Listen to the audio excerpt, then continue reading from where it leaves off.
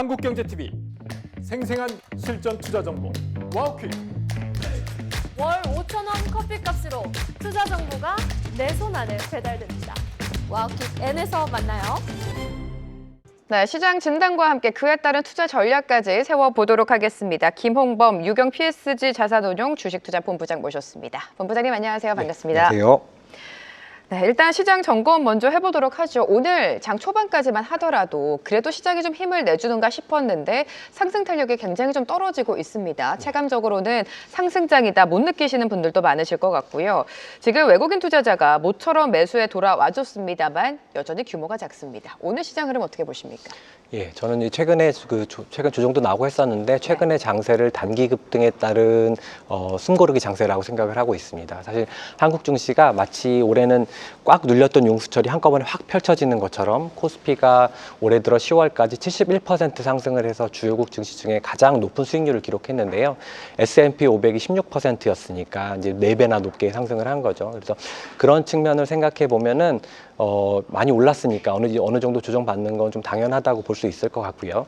이제 지수 자체 흐름을 떠나서 섹터별 종목별로 보면은 매년 10월, 11월이 되면은 그 한 해 이제 YTD로 주가가 좋았던 종목들이 어느 정도 조정을 받고 안 좋았던 종목들이 좀 반등을 하는 그런 계절성이 좀 있습니다. 그래서 예를 들면 최근에 이제 뭐 반도체 업종이 좀 조정을 받고 그다음에 그동안 안 좋았던 배터리 주조들이 이제 반등을 했던 게 그런 사례가 될 텐데요. 이제 이걸 설명하는 원인으로는 뭐 그 안에 이제 그 성과가 좋았던 헤지 펀드들이 이제 클로징을 하면서 이제 차익 실현을 하고 이제 펀드를 중립화하면서 이제 그렇다고 볼 수 있습니다. 그래서 이제 그런 계절성을 생각해 본다 그러면 이번 11월 내내 저는 이제 좋았던 그런 계절성이 반복되면서 상승과 하락을 반복하는 이제 횡보 장세가 지속될 것 같고 한 12월 정도 되면 이 4분기 실적이 이제 잡히면서 그때서 이제 안정을 찾고 이제 좋아질 수 있을 것으로 보고 있습니다.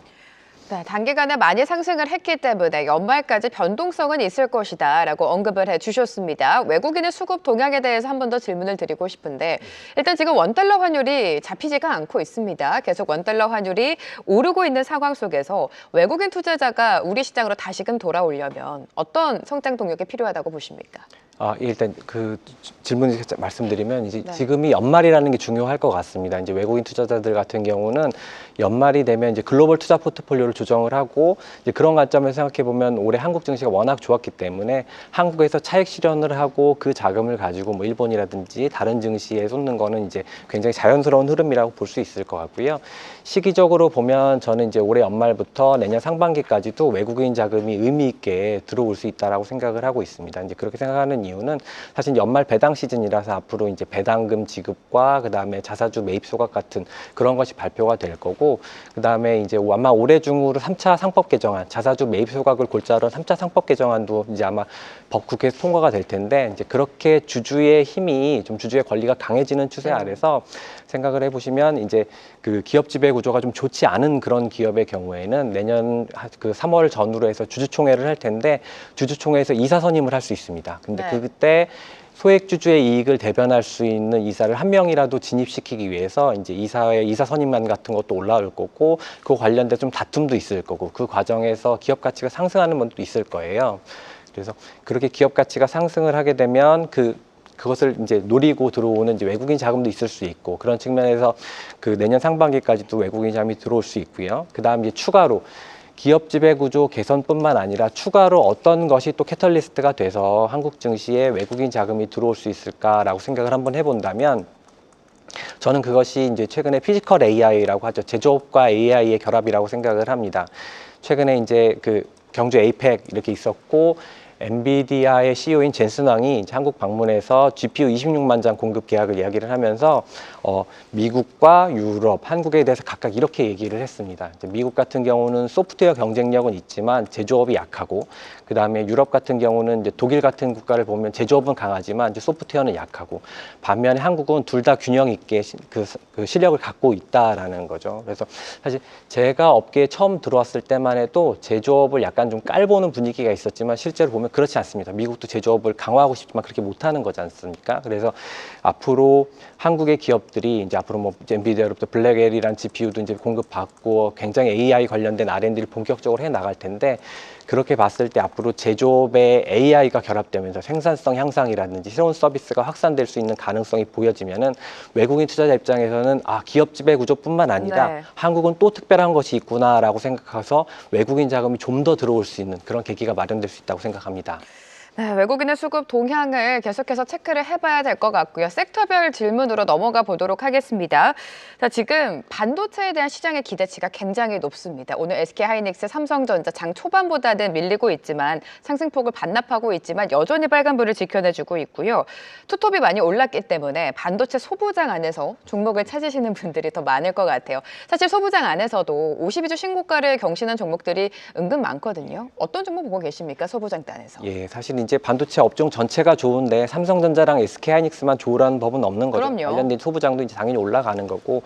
그래서 좀 제가 이제 누누이 이제 말씀드렸던 것처럼 저는 사실 이번 반도체 사이클이 물량이 확대되는 사이클이라기보다는 공급이 제한적인 상황에서 가격이 올라가면서 상승되는 그런 사이클이라서 반도체 완성품을 만드는 삼성전자와 SK하이닉스가 좀 더 이제 그 소부장을 보유하는 것보다는 낫다라고 생각을 하긴 합니다. 하지만 그럼에도 불구하고 소부장도 다 소부장 나름이라서 그 안에서도 실력차가 굉장히 많이 있습니다. 그렇죠. 그래서 예를 들면 D램을 본다고 하면 앞으로 이제 1A, 1B, 1C 계속 초미세 공정으로 갈 텐데 그런 초미세 공정으로 가면서 거기에 많이 쓰이는 반도체 소재를 납품하는 기업이라고 하든지 예를 들면 또 낸드는 이제 사실 미세 공정보다는 위로 쌓는 거 200단, 300단 위로 쌓거든요. 근데 이제 그렇게 되면은 그 과정에서 시가객이라는 걸 쓰게 되는데 그렇게 고단화가 될수록 많이 쓰이는 시가객을 보유한 업체라든지 그런 차별적인 경쟁력을 가진 그런 업체들이 있습니다. 그래서 그런 업체들로 투자 대상을 좁혀서 투자를 네. 검토하시는 걸 추천드리고요.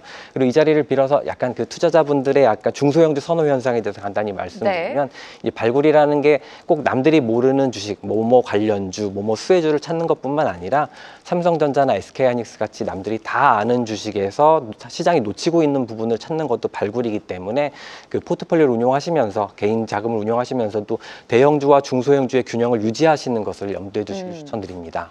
네, 소부장 안에서는 초미세 공정 시가객처럼 기술력이 있는 기업을 봐야 되고 소부장만 볼 게 아니라 반도체 투톱은 여전히 끌고 가야 된다 이런 말씀을 해주셨습니다. 자, 오늘 또 중국의 광군제가 시작이 됐습니다. 광군제 시작과 함께 한중 관계 개선에 대한 기대감 속에 엔터라든지 화장품주에 대한 기대감이 사실 컸었는데 화장품주 섹터 이번에 보셨겠지만 실적 미스가 나오면서 선별적으로 굉장히 희비가 엇갈리고 있습니다.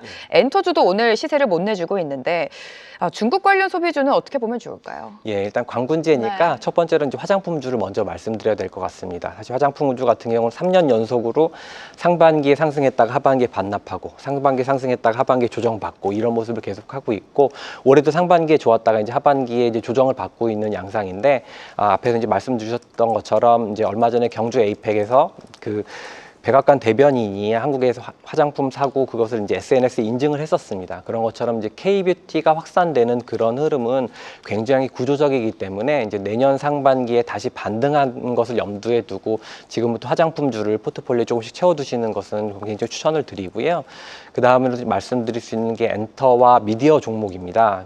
미디어 섹터 같은 경우 얼마 전에 이제 경주 에이펙에서 한중 정상회담을 한 다음에 그동안 카카오톡이 중국 내 사용이 안 됐다고 합니다. 10년 넘게 안 됐다고 하는데 지금 카톡이 중국에서도 사용이 가능하다고 하거든요. 그래서 중국도 화해 제스처를 조금씩 보이고 있는 중이라고 생각을 합니다. 그래서 그렇게 본다 그러면 내년에 한국 아티스트의 중국 내에서의 공연 그리고 한국 드라마가 중국 내에서의 방영 이런 것도 조금씩 늘어나면서 내년에는 엔터와 미디어 업종이 이제 드디어 좀 좋아질 수 있다라고 생각을 합니다. 지금 당장보다는 엔터, 미디어, 화장품은 내년에 조금 더 기대를 해보자라고 말씀을 해주셨습니다. 끝으로 간략하게 남은 하반기 투자 전략을 좀 여쭤보도록 할게요. 예, 아까 말씀드린 것처럼 11월은 그동안 좋았던 주식들이 좀 조정을 받는 그런 계절성이 있습니다. 최근에 삼성전자와 SK하이닉스가 그랬던 것처럼요. 그래서 11월은 이런 흐름이 계속될 테니까 이런 그 흐름을 이용해서 사고 싶었던 주식, 좋은 주식을 좀 낮은 가격에 사는 그런 기회로 활용하셨으면 하고요. 지금 이제 배당 시즌이고 이제 이렇게 되니까 배당 관련주에 관심을 갖는 것을 추천드립니다. 꼭 이익이 늘어나지 않더라도 기업 지배 구조가 개선되고 주주 환원이 늘어나게 되면 주가는 상승을 하게 되거든요. 그래서 그런 측면에도 관심을 갖는 것을 추천드립니다. 네, 배당에 대한 매력이 부각되는 기업도 한번 눈여겨보자라는 말씀까지 해주셨습니다. 김홍범 본부장과 오늘 이 시간 함께했습니다. 고맙습니다. 예, 감사합니다. 계속해서 다양한 경제 이슈를 알고 싶다면 구독과 좋아요, 알림 설정 부탁드립니다. AI 캐스터 권미정이었습니다.